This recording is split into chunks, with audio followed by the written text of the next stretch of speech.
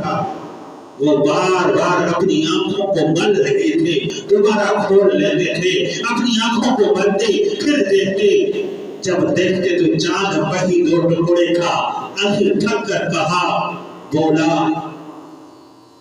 سحر مستمر، یہ تو جادو ہے چلا آتا، آپ پر ہی جادو ہو سکتا ہے تو یہ سارے لوگ کیسے دیکھیں گے؟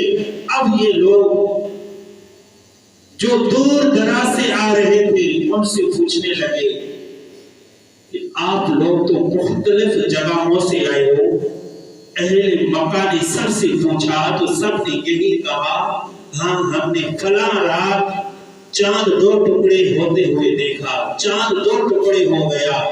اللہ اکبر، یہ کیسا کمال کا معجزہ تھا، اس پر وہ ہٹ دھڑے رہے تو انہوں نے یہ ٹھان رکھی تھی کہ ہم نے مانتا تو ہے ہی نہیں، ہم تو مانتے ہی نہیں۔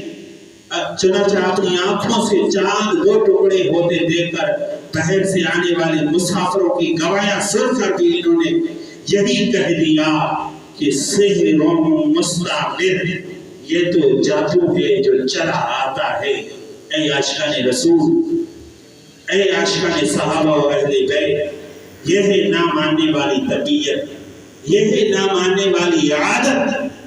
کافروں نے چاند دو ٹکڑے کرنے کا کہا تو مدینے کے چاند صلی اللہ علیہ وسلم نے چاند دو ٹکڑے کر کے دکھا دیا گیا۔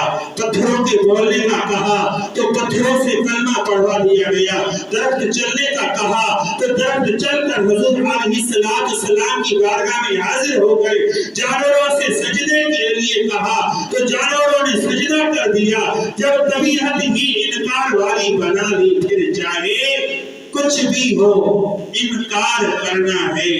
جب ذہنی بنا رکھا ہے کہ میں نے نہیں ماننا تو پھر زمین اوپر ہو یا آسمان نیچے، کچھ بھی ہو جائے ماننا نہیں ہے۔ اللہ اکبر، تجھے کیا بتاؤں کہ معجزہ کیا ہے، تجھے کیا بتاؤں کہ معجزہ کیا ہے، تو آگے سے بولتا ہے میاں